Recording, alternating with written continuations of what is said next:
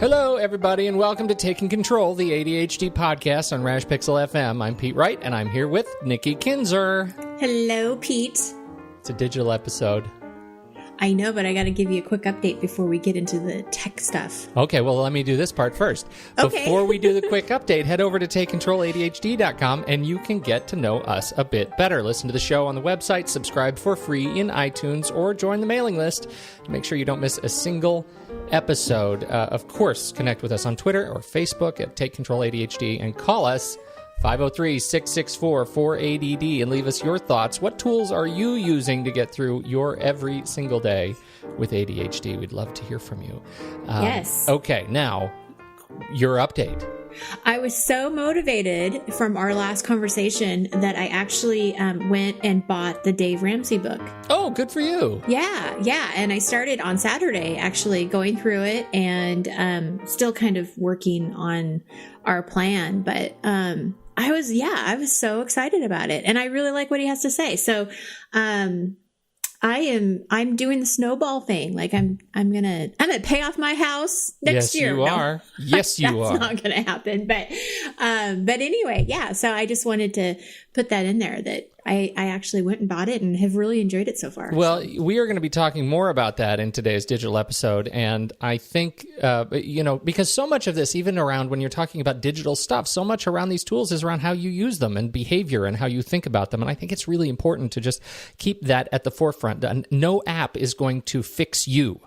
True. Right? Or a book. Or right? a book or anything. Yeah, you at some point, you have to develop the muscle to make this happen. I was just coaching another colleague on, GTD and kind of getting his, he's feeling totally overwhelmed by all of the noise in his life and all of the stuff that's going on. And he got through the point of the core dump. He got everything out of his head and on paper, and he's feeling really, good about that. And then he looks at his list and he's totally overwhelmed again and says, why doesn't this system help me? I don't have time to actually sit down and begin to categorize and schedule when I'm going to do this work. I don't have time to do that. And I can't stress this enough. If you legitimately don't have time to do that, you're hopeless. Right? Yeah. There is no way for you to get out from under it until you put the brakes on your life. You have to put the brakes on and make a commitment to actually developing this muscle. You have to be able to do that because no system, whether it's GTD, whether it's Dave Ramsay, envelope budgeting, snowball, none of this is going to work if you don't put the brakes on your life and stop and take stock. If it's 15 minutes a day for 2 weeks, or 3 hours on Sunday, you have to get control of it. And I know how frustrating it is, but at some point you have to be able to take control of that piece of it. No system, no app can do that for you. It's interesting because, saying that you don't have the time just doesn't work anymore. No. That is just not an excuse, because if you don't take the time, you're just going to keep doing what you're doing and never get out of it. So, I think that's a really good point. You make the time. You just make the time. And I like what you said. I mean, even if it's just 15 minutes, you don't have to figure out your whole plan in one session, but just making sure you're paying attention to it. And actually, you're mirroring something that Dave Ramsay said in his book that I just read last night about the budget, that you have to have a budget. Like if you want to financially be in control of your money and where it's going, you got to know how much you have and how it's being spent and plan for that before you have it. So basically spending every dollar before you actually take it in, that you know where it's going. And so I thought that was interesting because I can tell you, I've lived a long time without really having a strict budget. It's always been kind of loosey-goosey. So yeah. Well, I think it's really important stuff, and I think that you just said it. The saying I don't have time, saying I don't, it is not an acceptable answer, and more important, it doesn't jive with I want to get my life in control. I want to get my money in control. I want to get my work under control. Those two things do not reconcile at a really fundamental level. So no, because you're just staying stuck. It's like you're stuck in the mud and you're staying there and you're not really making any movement to get out. And the way to get out is to start making time for it, right? I mean, that's Yeah, interesting. Yeah. Good stuff. So we're talking about some of the technology tools. It's fascinating because I was looking over the past episodes. We just did a technology finance episode in December of last year, and so some of these tools this is kind of an update.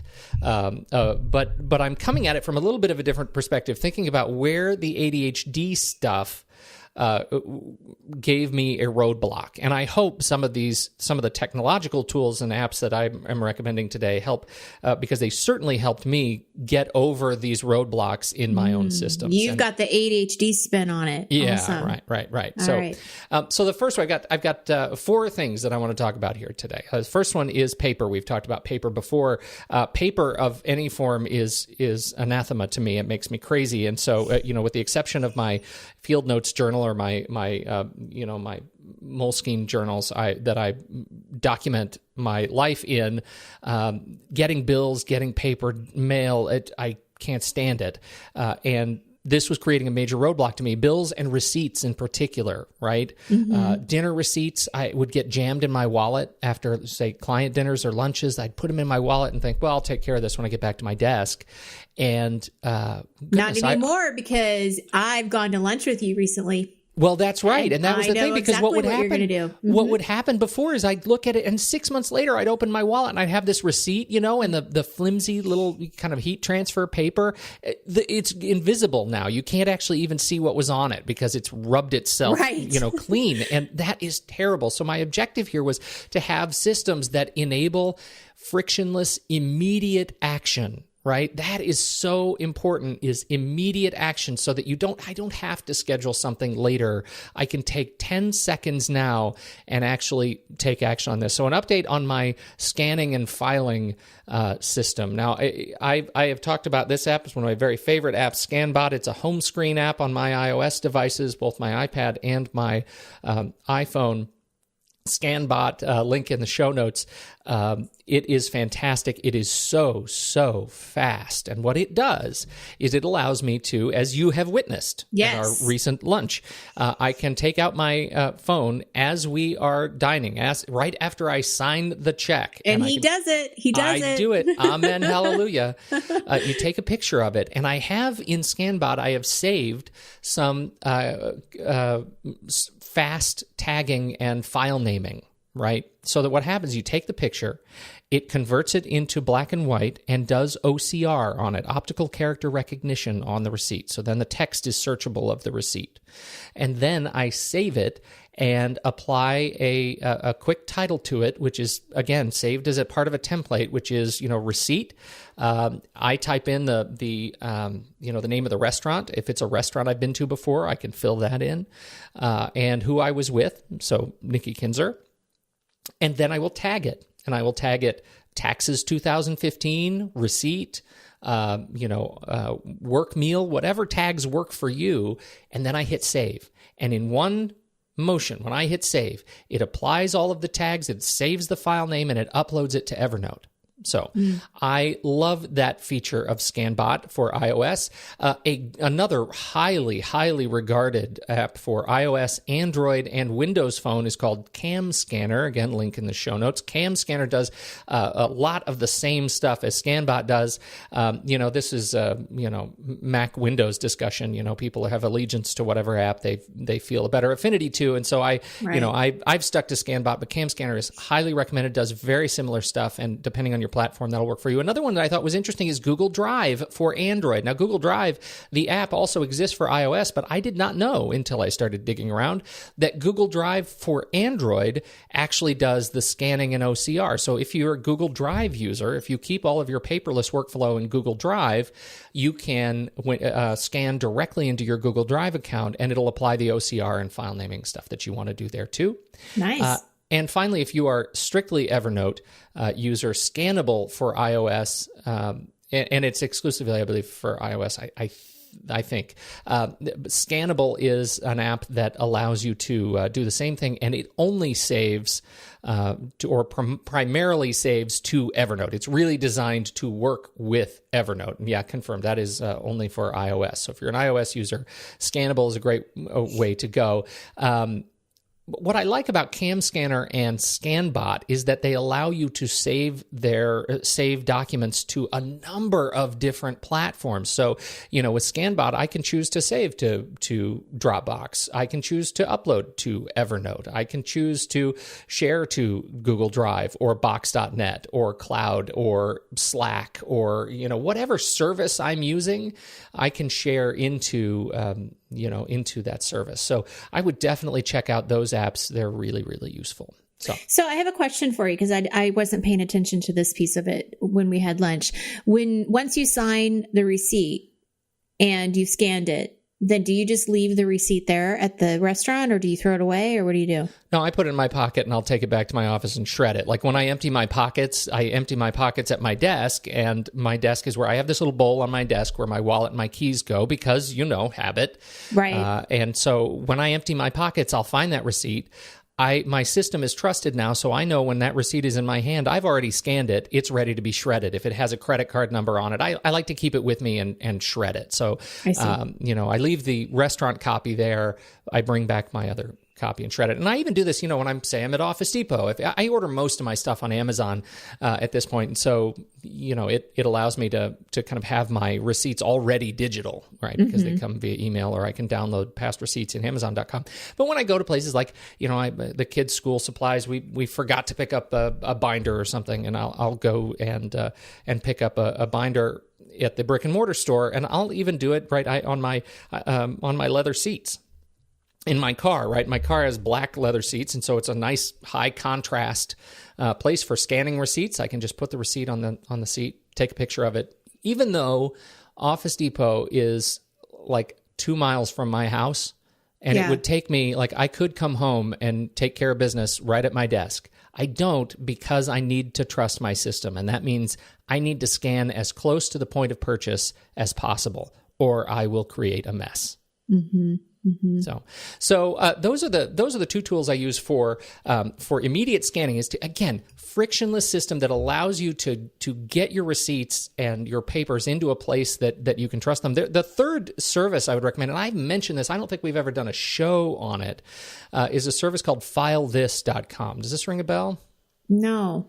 Mm-mm. FileThis is, I adore FileThis. I really do. It's an app, or what is it? It's a web service. A web service. Right? Okay. Now this is for like statements and bills that come from utility companies, from banks, from credit cards and stores, like store credit cards, that kind of thing.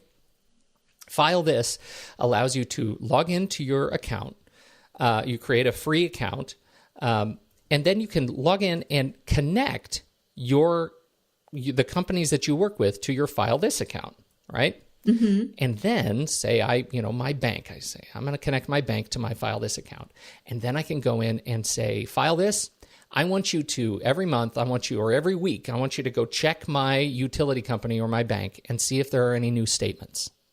And if there are new statements, I want you to download them from that service and file them in my Evernote account. Now think about that. Think about what that's doing there, right? I am now taking statements directly from the service, putting them in my Evernote account, and I can then ignore my mail.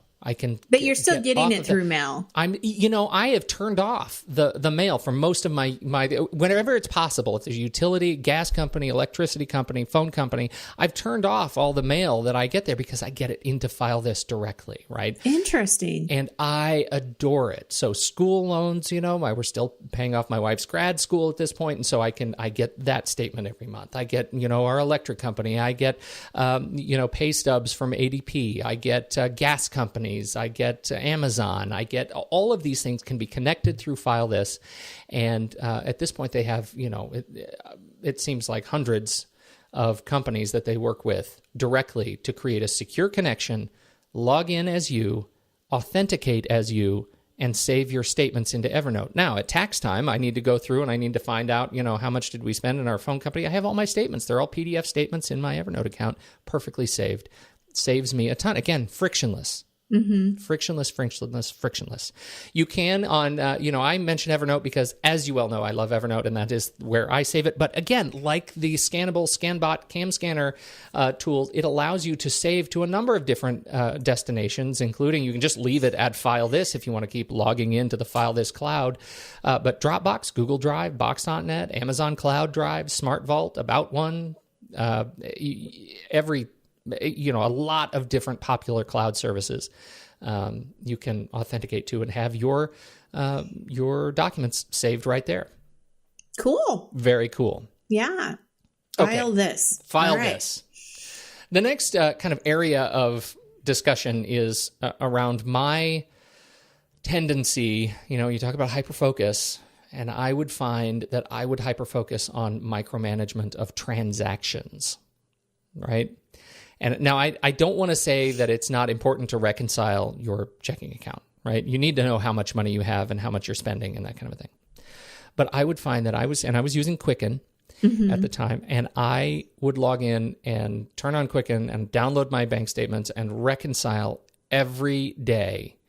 And I would review reports, and I would look at it, and I would do it every single day. And eventually I became so overwhelmed in the process of looking at every time I bought gas in my car, every time I stopped and bought Starbucks, every time I did this, that I forgot about, the forest. I was too busy looking at trees, and I forgot about the forest. Yeah. Lo and behold, these services like Mint and Personal Capital that we've mentioned before, they do something really important.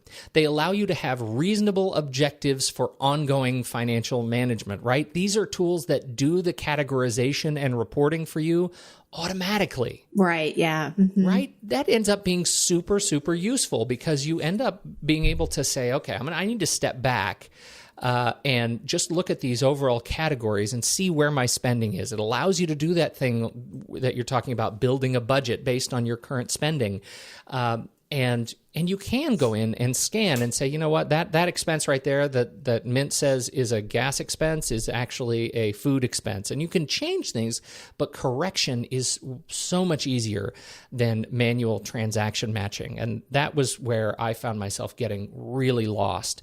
And I just had to let go. It was so important to let go of that and end up being smarter about my financial management. The systems are better than I was. And mostly because, again, of this ADHD, the ADHD tendency, I would hyper-focus for a long time. I'd get overwhelmed, and then I wouldn't focus on it at all. Again, right. And then it would just go away, or you would ignore it. Sure. That makes sense. Because, so many numbers and details and facts coming at you. Yeah. Exactly. Yeah. Too much.